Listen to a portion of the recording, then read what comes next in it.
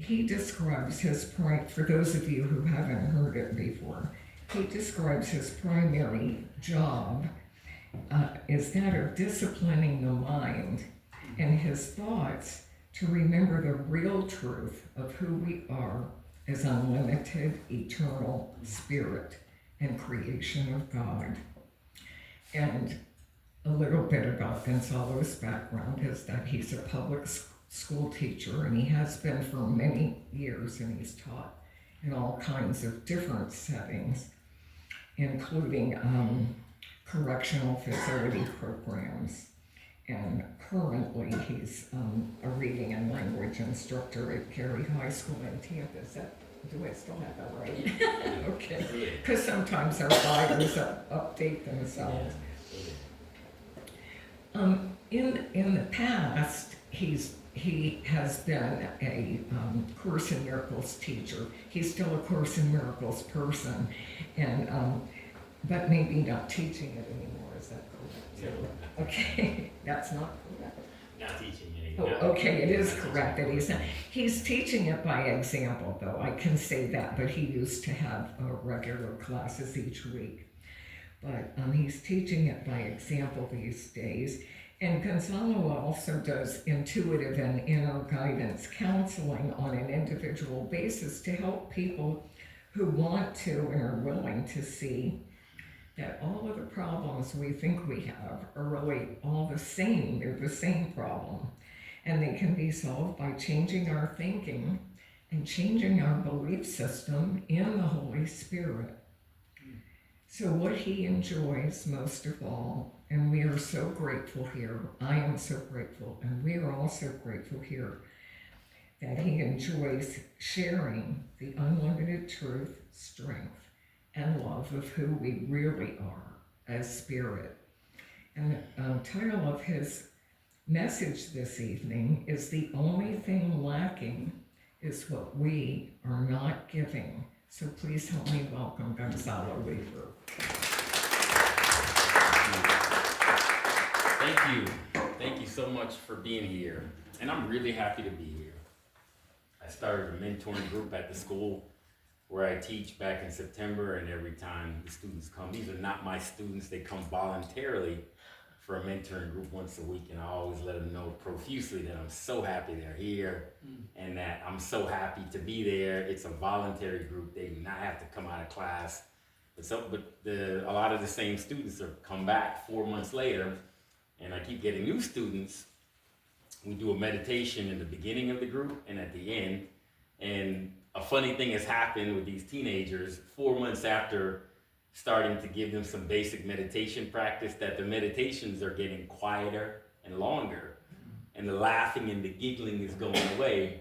Even though we've got newer students that come in every week, the vibration in the group is starting to get more light-filled and more connected, and the engagement in these students, teenagers who've had a lot of rough past life experiences, kicked out of school, foster homes, abuse, you name it, because it's kind of an alternative school setting. The engagement in their eyes is pretty amazing to see that they're starting to get a glimpse of their being, their true being, that they haven't connected with before, that they didn't even know that they had, through these basic meditation practices, as well as the discussion about where our real power comes from, our real identity comes from. The title of the talk, "The Only Thing Lacking is What We Are Not Giving." That's kind of the ongoing theme in the mentoring group, because of course, you go out the door and everything pretty much in our worldly learning is my well-being, my happiness depends on other things and other people acting a certain way, being a certain way, complying with me a certain way to give me what I want. And they might not ever hear any sort of talk or teaching about our truest, highest self, and our highest being in the creation comes from us and our recognition in our divine self. Again, being in a public school, or mindful of the language we use, but the content is very much the same. Content is very much the same as far as the teachings we engage in here and enjoy here. So that's been the highlight of my school year. So I'm really, really energized by that experience. So I am happy to be here. I'm so happy you are here. This does feel like home. The sister was saying how much she feels at home when she comes here. I feel the same thing. It feels, well, I'm excited driving here to come here, whether I was sitting here and just listening and participating in service or speaking. There's the same level of engagement and belonging that I get here. So I'm so grateful, and thank you, thank you, thank you. So the only thing missing is what we are not giving. I took a Tony Robbins seminar this weekend. It was online. It was free. If some of you heard about this, it was Time to Rise seminar. It was a free seminar. I guess he does this once a year since COVID. If you're familiar with Tony Robbins, he's been around for decades. He's kind of a big deal, international, motivational, inspirational speaker, life coach. Charges $1 million per client, that type of guy who's been around and has that type of following. And he does a free seminar, webinar, interactive thing once a year. Somehow I got this link and I decided to tune in. Different from a lot of the things that we learned, but I'm glad I tuned in. If you know Tony Robbins, a very high energy guy, very rah-rah type of personality, different from a lot of the teachings and maybe teacher personalities that we get in the metaphysical sense or in, you might call it, New Thought sense. But I'm glad I tuned in, because what I got from his energy and what the core of what I felt Tony Robbins was trying to get across to us was that our bodies can become quite the teacher in helping us to reprogram ourselves past our limitations. If you're familiar with him, he uses a lot of high energy, body movements, and shouts, and all of this stuff to get our body past the trained in tendency of our physical being that has taught us that we have to be less than joyful. Typically, if you think about reflecting on when we're sad, our bodies tend to reflect sadness. And when we're depressed, our bodies tend to reflect a posture of depression. When we're less than energized or even just fatigued, our body usually tends to reflect that mental state of being or emotional state of being in our physical self. They pretty much line up pretty closely, even if we're not aware of that. And so he teaches how to use the bodily posture, and even Jesus in the Course in Miracles reminds us that our bodies are teaching devices, and if we can use our bodily form to be able to reprogram and remind and move us past limitations, even if we don't believe it, even if we think it's crap, even if we think we're just making it up, but with a good earnest effort of retooling and reprogramming our physical being, with however we do that, then we can move through the day in a way where our hearts are now engaging our bodies as a reminder to move us past the limitation of this worldly script that says we have to be serious, we have to be sometimes emotionally heavy, we have to be less than joyful, we have to be less than childlike and less than playful, because what are people going to think? We have to be so serious and we better behave. All of these scripts that have been pounded into us since we were birthed, since we started school, they laid on us a lot of limitation about how we should act in the world and what we should do, and the types of interactions and relationships and life scripts that we should engage in. And I really enjoyed that part of it. Again, a lot of it was much different than you might be used to, but the physical part of it, because we always have our bodies to re-engage with and sort of rework to remind ourselves. So that part was very helpful. David teaches yoga, been teaching yoga for a long time. We know yoga, even in prayer postures, even just doing this is an invitation with our bodies to invite in the divine presence in us to come alive. Even opening our arms like we do when we sing the hallelujahs, that's a simple physical posture that we don't think about, that invites in divine force to come in and re-energize and light us up. So even in the simplest senses that we do every day in our prayer and spiritual practice, there are some reminders of how powerful our physical body and our basic movements can be used to re-energize our true self within. So on that note about getting past limitations, what's come to me really clear the last couple years is the power of our imaginations. Kids, young kids, come in with these extremely expansive awarenesses and imaginations. They play and they really, really feel like they're in their play world. If you look at young kids playing when they're engaged in their games, and if you look in their eyes, you would not tell that they're not in their world that they're imagining, because they're really there. They have that sense of unlimited spirit in them that has not been clouded over and darkened by the world's limitation. And so that has come back in my awareness that we oftentimes go so unchecked and undisciplined with how our imaginations run wild, and we don't harness it back in for our spiritual practice and our spiritual awareness. The same imaginations and mental movies that we are absolutely slave to most of the time, and we don't question, just let our minds run, and they run us down as opposed to us harnessing it back. We can use that imagination to reimagine our self, our hearts, our spirit as a center of creative force, as the God force within in the middle of our beings, just by imagining that. If we just gave ourselves permission to imagine that God lives in our hearts, that God beats and pulses and energizes and lights up our hearts, because our hearts are so close to us that we can literally feel the beats.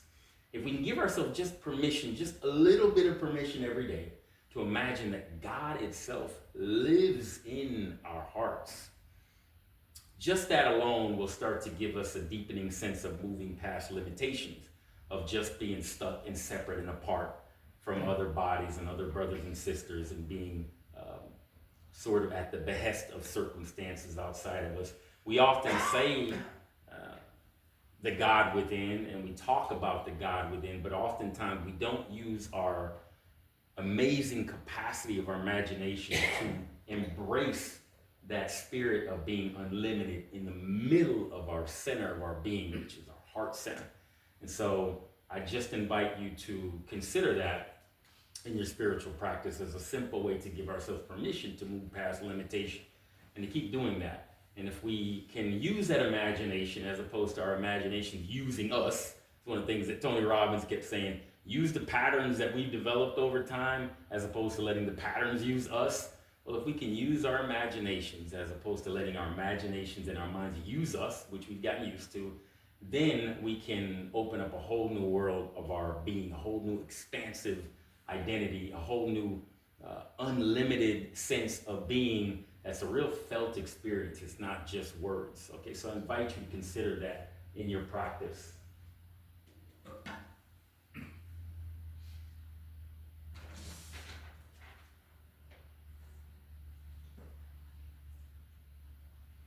Stories. Part of the unlimited beingness is the stories that we have to walk through. Again, we've all got our stories as far as how we came up, how we were taught our values and our beliefs and so forth. And many times we stay stuck in those same stories decades after we were taught them, even though those stories are not necessarily serving us right now. So I shared with a lot of people some of the struggles I've been having recently, and repeated struggles that I've been having recently. And one of the things that came to me very clearly is that the way I grew up, the upbringing and the rearing that I went through as a child, I downloaded a lot of subconscious beliefs about punishment and about attack and about deserving punishment, because that was the time that I grew up in. Not blaming anybody, you know, I'm not a victim, but just giving you some idea about the context, about some of the things that we download when we're young that we have to confront and walk through with our difficulties in the current day. So we have a lot of beliefs about punishment and attack. If you were raised up in that um, mold, as you know, if that was your experience as far as parental discipline and so forth, that we need to examine and question if we're going to really be able to transcend those ideas of punishment and attack and be able to really join with each other today and join with children and to be able to model for young people that we don't have to succumb to this idea of limitation and guilt and punishment, which kind of rules the world as sort of the underground, the undergirding of our relationships here. Guilt, punishment, attack. It's kind of the three-headed monster about how we do relationships here. Guilt, obligation. So there's a lot of things there that really we need to examine in our day-to-day walk, in our day-to-day relationships with each other, as far as how we were raised and the stories that we've been encumbered by. Are they really serving us now? Do they really give us a sense of expansiveness, or are we feeling contracted? Do we get a sense of having access to a road of becoming unlimited, or are we feeling limited in those stories? So we really want to be honest with ourselves about, okay, is this as self-righteous as I am about some of the things that I learned and the way I grew up, as self-righteous as I am I feeling contracted here by this? Am I trying to contract others in this and punish others into my limitation and contract it just because I feel self-righteous about it? Or is it giving me some sense of expansion and growth and unlimitedness, even if it's new, even if it's uncomfortable, even if it's not what I'm used to, even if it requires me to let go, even if it requires me to acknowledge that I am not in control, even if it requires me to acknowledge that I have no control, that there's only one power, that there's only one power, and we rest in one power. Again, just something to consider as we walk through the day, relationships being our biggest area of potential growth if we allow it. Can we use the relationship conflict and the good times to question the beliefs and the experiences that we're having within that relationship, tied to our past, whether it's serving us or not?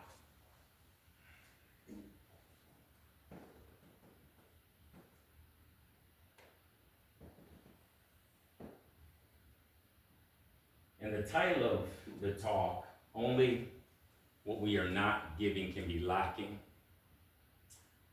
And that's straight from the Course in Miracles. And again, the world might witness, come on, Gonzalo, come on, man. Come on, can you really, practice that in the real world? Come on, people just do things happen, we're human, yes. We don't acknowledge, we don't deny our human experience. I would never say deny our human experience. That is not helpful. What I am saying is that we can, if we want, we can question the belief system that has taught us that we're limited and that we're stuck in our circumstances. We can actually question that.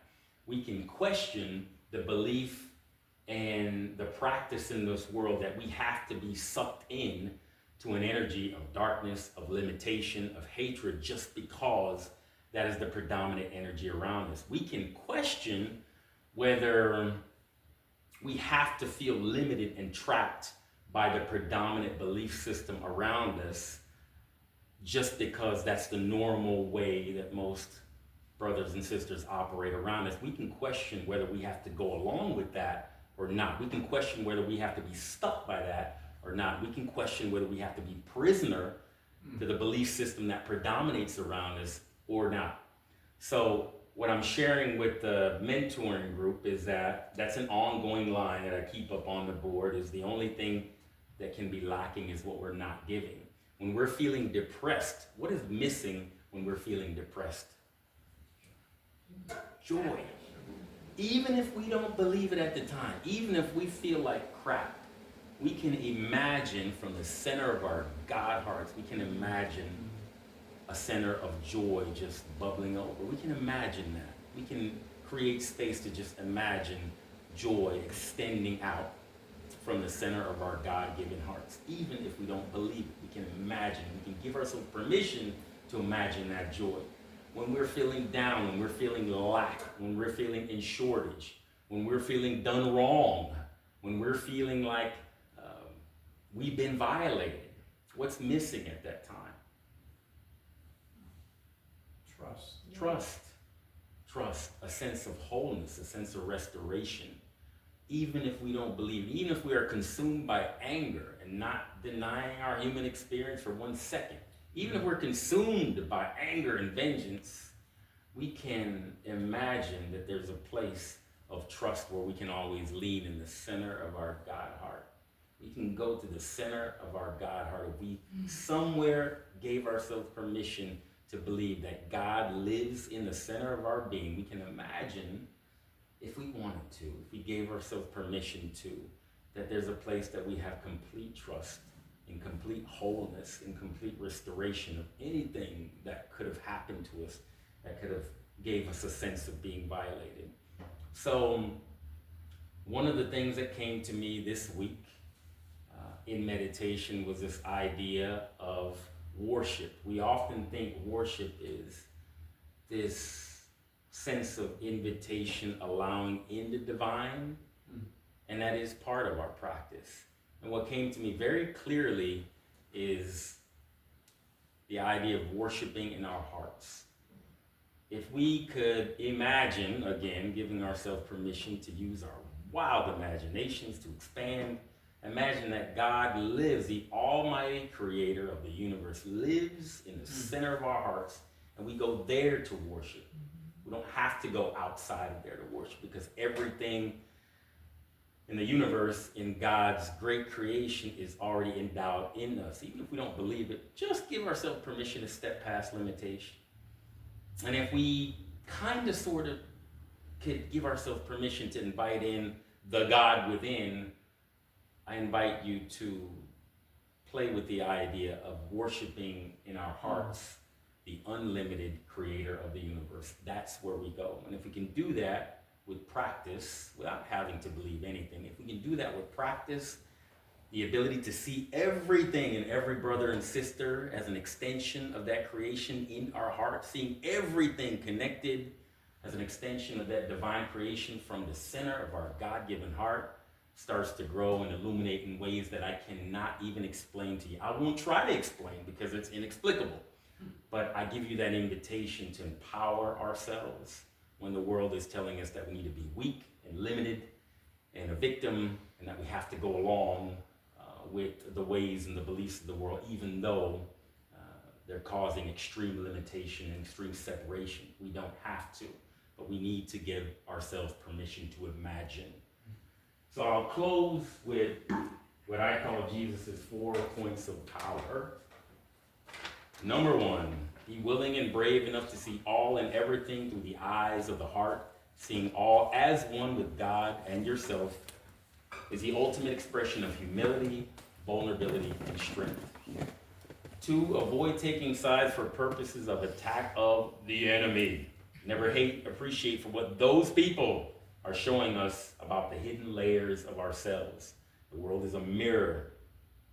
3, practice imagining a sense of childlike joy and fun and laughter in everyone we think of, even those people, and extend this from our heart. And 4, practice in our hearts a voice of unconditional kindness, gentleness, and appreciation no matter what arises. Stay steadfast with this kind voice no matter what comes up. This is the only voice of truth we need to listen to. So I appreciate everyone for coming out to hear this. I'm so happy to be here, and I'm so happy everyone is here. I feel so joined and so connected here. So acknowledge yourself for taking time to hear this. Thank you.